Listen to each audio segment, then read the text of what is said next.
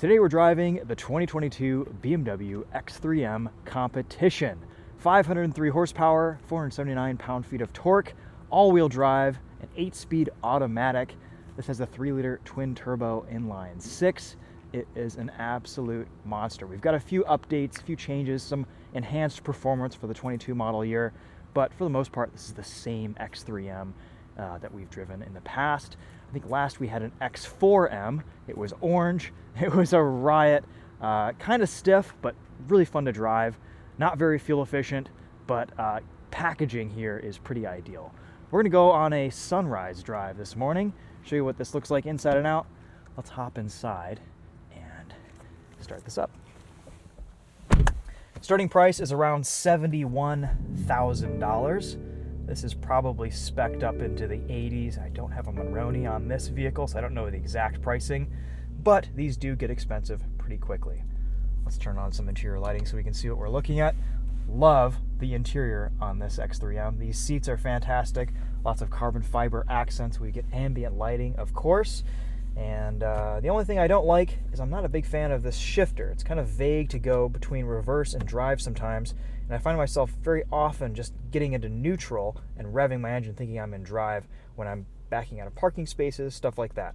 One of my few complaints about this car is just this electronic shifter. I want a physical shifter or something that's a little bit more clearly defined that I'm in drive or something like that. Otherwise, though, I really like this interior.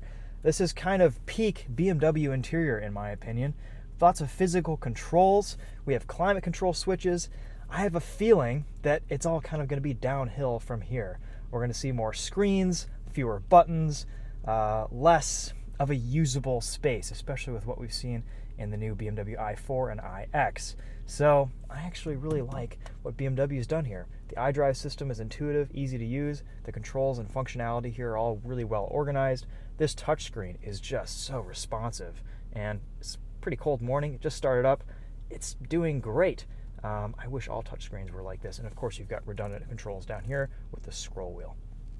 Wireless CarPlay, Android Auto, pretty much everything you need there. Nice, big, beautiful display. We've got M1, M2 buttons. I'll show you what those are programmed to here in a second. So M1 is programmed to everything in comfort except for engine and sport. M2 ramps things up a little bit. We've got, let's see here, let's go back. We've got engine and sport plus, chassis and sport, steering and sport, four-wheel drive sport, which is going to be fun. It's pretty chilly out today, 54 degrees Fahrenheit, so I think putting things into sport plus would be too stiff, and that would result in just more understeer. So we're going to leave it in sport for chassis control. And honestly, the suspension in this, like I said earlier, is quite firm. So we want a little bit of body roll to counteract the cold temperatures that we're seeing. Pretty standard BMW interior, no major surprises, nothing too different here. Very typical M car stuff, carbon fiber, M buttons, nice chunky steering wheel, tons of different drive settings. We've got a couple different gauge cluster views. I just prefer the standard one. Road Sport track, if you hold it, this screen will turn off. Activate track, and just show you a focused gauge layout with your tire pressures, which is pretty cool. And we'll just go back to road there. Oops, and we lost our exterior lighting. Oh well, that's all right. Let's walk you around this real quick. We'll show you what it looks like on the outside. Pretty cool looking color. Really usable package with this X3M. And look at this. It even gets a compact spare tire back there. That's nice. Fold these seats down really easily, pull out this cargo cover very easily. I just love the functionality of this. Pretty ideal, in my opinion, as a one-car solution for fun and function. It is just a little bit rowdy. Plenty of room in the back seats. You can see our ambient lighting is flashing here to alert other drivers that the door is open. That's clever. Rear climate control, a couple USB-C ports, plenty of legroom. I'm 5'10". I fit great in this. And of course, just this lovely red interior from BMW. Yeah, proper stuff. Let's take a look at that twin turbo 3-liter inline 6.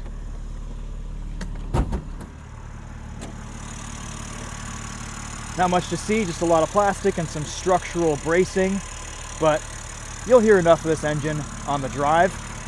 Fuel economy is about 16, 17 miles to the gallon combined. Nothing impressive there. I do like the way the front and side profiles of this X3M look, though I am not sold on those taillights. A little bit strange in my book, but BMW has worse designs. I believe these are 21-inch wheels. Yeah, 255/40 R21, 265/40 R21s in the rear. And yeah, Pilot Sport 4S tires, nice and sticky.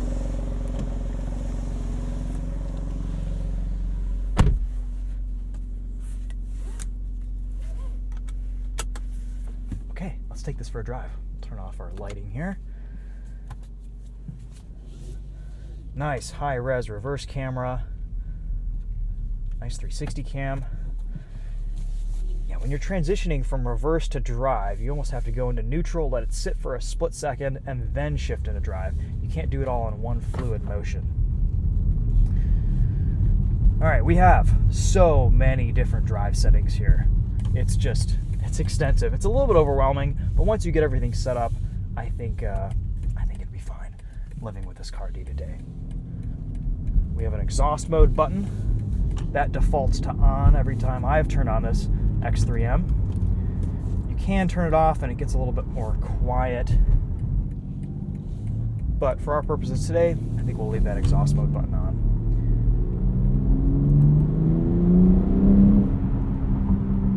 The torque here is pretty impressive. A lot of power. The 8-speed automatic does a great job utilizing that torque, letting it ride it out through the revs. Let's switch this into M1 mode.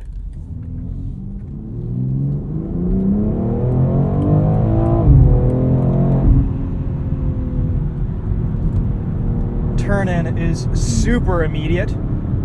We have adjustable side bolsters on our seats, and they really just punch into your kidneys. There is so much grip here. A lot of mechanical G-forces going on. Paddle shifters behind the wheel give you plenty of control over the gears. A little bit of a pop between shifts.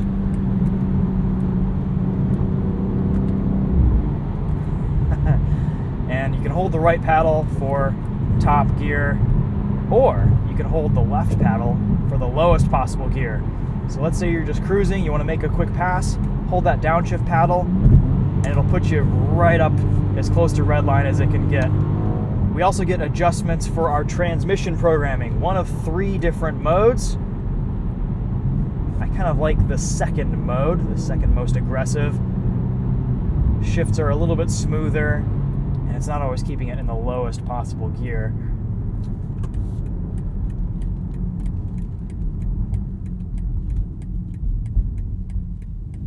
This X3M's a bit of an animal. You kind of have to grab it by the scruff of the neck and wrestle it around. It's not necessarily a car that you can relax in after a long day. It's a car that kind of goads you on a little bit to go faster, harder, stronger. Let's try M2 mode. Suspension's in sport. A little bit less body roll, but also with today's temperatures, a little bit more understeer. Four-wheel drive sport there, doing a nice job rotating us around that corner on the exit.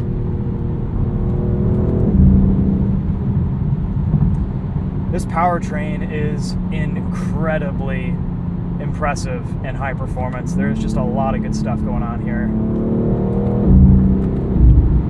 This 8-speed, super quick shifts, a little bit of a burble between every single one of them.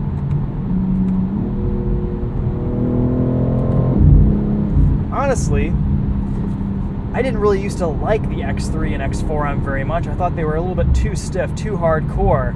But after living with this for some more time this week, I'd have trouble picking between this and an M3. The added practicality from this body style and the lifted suspension just makes it a pretty compelling package, honestly.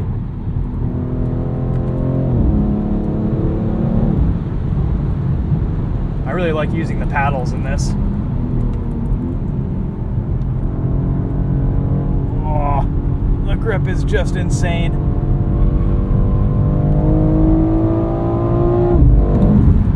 And the brakes. Oh, the brakes.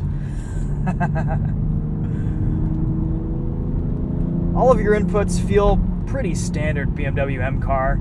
A little bit on the numb side, but super responsive, very direct. These Michelin tires make a lot of noise. And if you live in areas with rougher roads, you're definitely going to feel it. Okay, back into M1.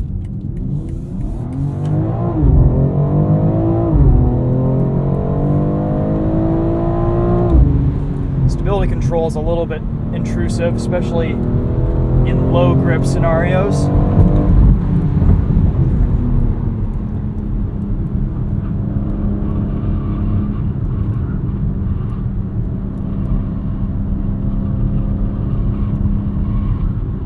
Just effortless performance here.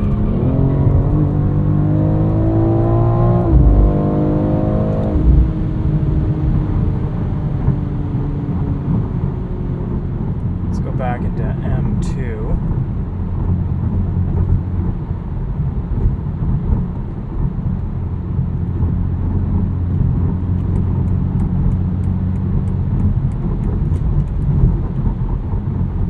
Definitely feel the suspension stiffen up quite a bit.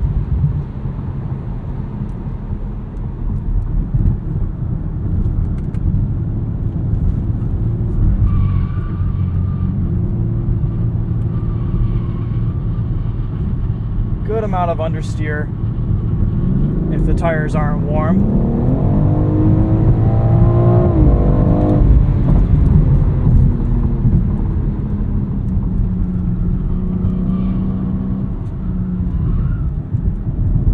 Counteract some of that with some trail braking.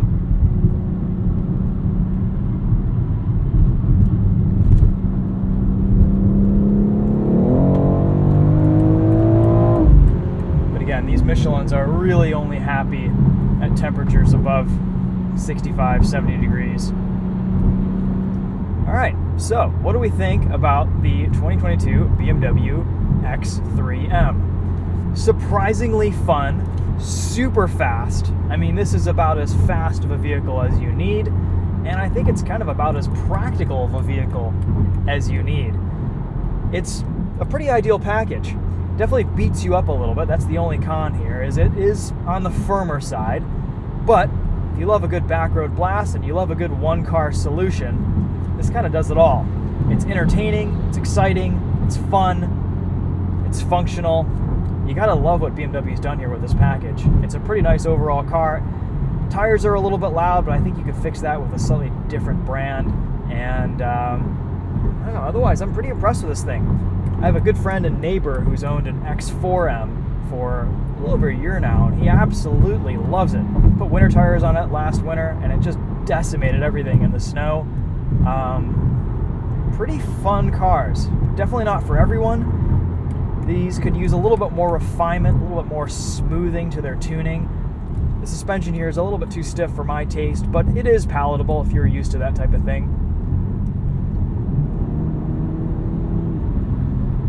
In this X3M, we don't have any really driving assistance systems. No adaptive cruise control, no lane keep assist, really. There's kind of a lane departure warning system, that's about it. You can adjust the safety systems quite a bit, so blind spot monitoring, collision avoidance, all that stuff. You have low, medium, high settings for everything, which is nice because in their default modes, those can be a little bit intrusive.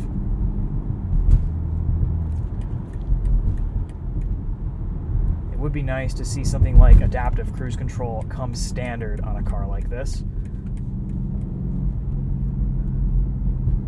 Savage Geese again entering the video.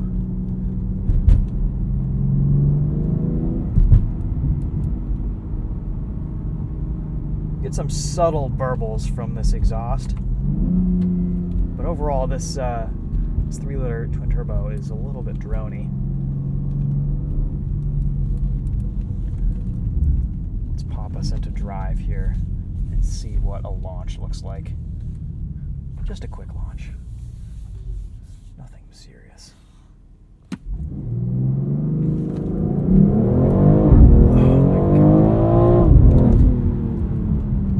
It's shocking.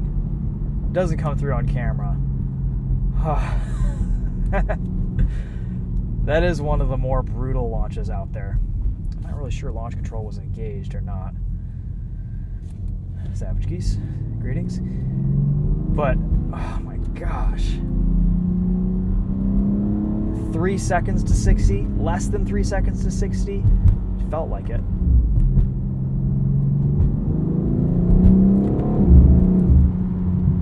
Oh, I think we have to go drive this some more.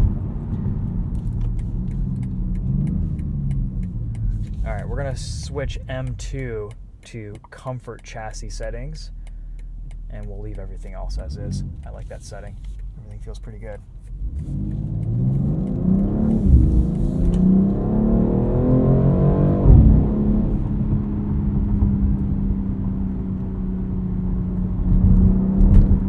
Nice little rainbow over there.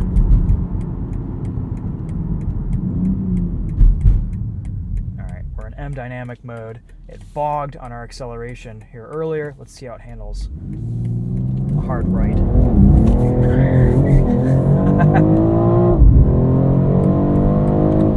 All over the place.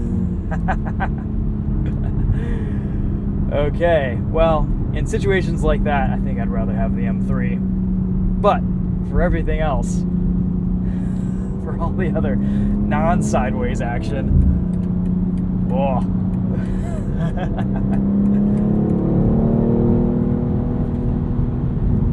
Gotta give it to BMW. Four-wheel drive sport lets you have a bit of fun.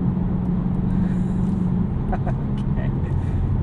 I really do like this iDrive system. It's taken me some time to get used to it in these modern BMWs, but once you kind of are familiarized with the controls, the kind of shortcuts that you can take for various things, it's a really, really nice infotainment. And same goes for the rest of this interior. It's just it's a really nice place to be. Great materials. Hopefully some of this leather will hold up well over time. I know that hasn't quite been the case for older BMWs. I do hope some of their newer leathers stand the test of time. But the carbon fiber accents, the aluminum trim, the leather in here all looks and feels really special. I did have a pretty persistent screech rattle from behind this infotainment screen earlier this week, but that seems to have worked itself out with the temperature changes. A lot of people in the comments seem to hate these infotainment screens that are just kind of tacked onto the dash here. They want better integration.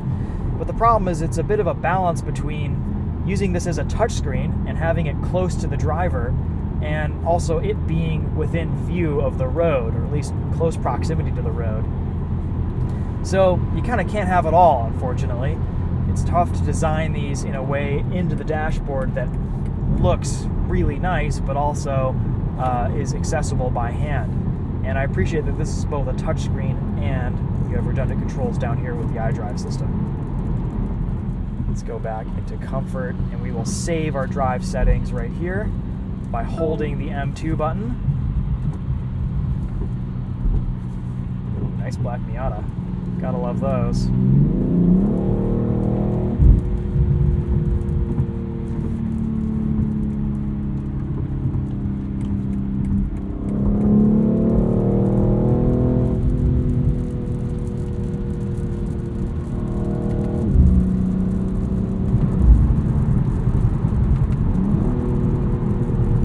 Does a pretty good double downshift.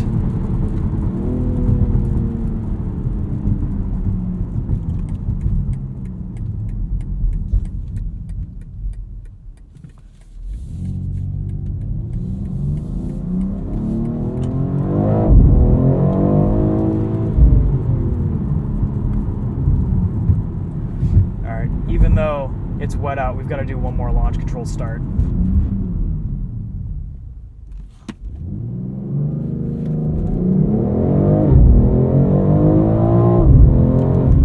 Bit of wheel spin, didn't let boost build as much that time. Let's do one more uphill.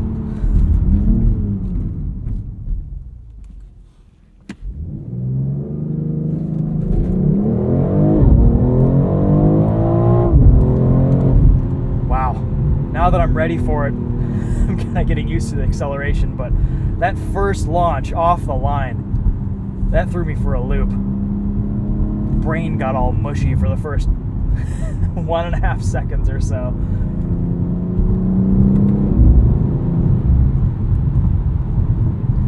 Okay guys, well I think that's a pretty thorough drive on the X3M. I like this car. I think it's fun. It's got some personality to it.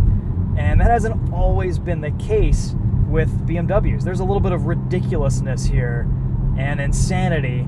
It's kind of a mess at the limit back there. It gets a little bit sloppy on that entrance ramp, but I don't know. Honestly, I'm impressed with what this can do. And I think for a lot of people, this is a pretty good solution. If you can find one of these for around $70,000 to $90,000, it's not a bad buy. And I don't think it's that much less practical or usable than the X5M. I don't know. Not as much performance, but I don't know. Honestly, this has kind of all the performance you would need. And probably pretty capable on track too. If I bought one of these, I would definitely take it to the racetrack. We're going to wrap up this video, do a quick walk around, and then we'll go in and do a brief sound system test with this Harman Kardon sound system. So if you want to hear that, stick around. If not, we'll see you guys in the next video. Thanks for watching. We'll see you later.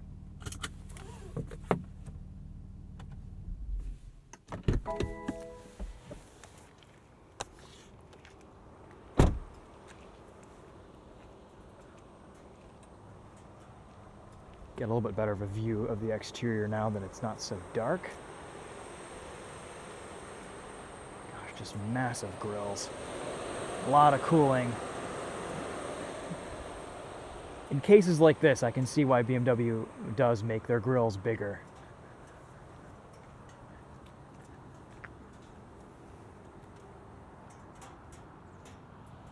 Still not completely sold on the rear end. Maybe it's just the color too. Those rear seats look like in the daylight.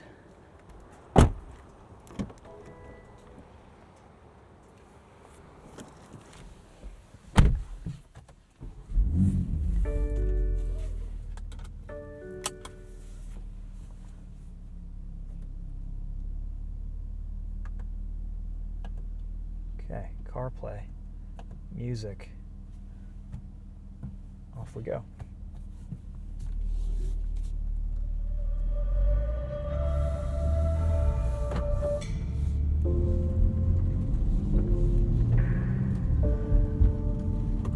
One thing that I did forget to mention that I really do appreciate in this X3M is if you turn off auto stop start, it stays off no matter how many times you restart the car. Thank you, BMW.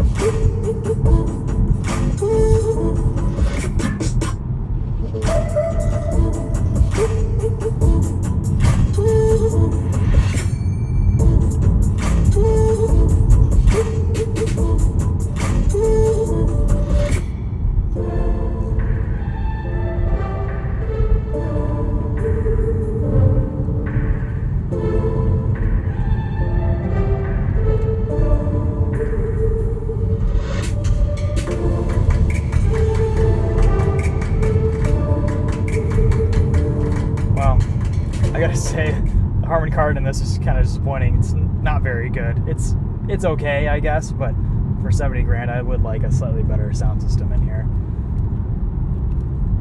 That's okay though, because we have M-Power.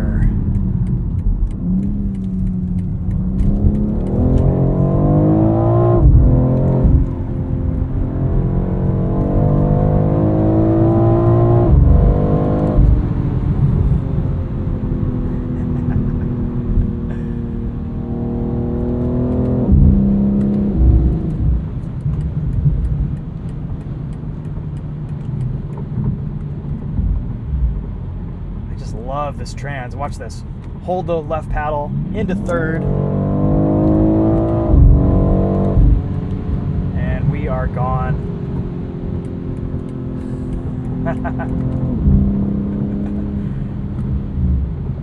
What a brute.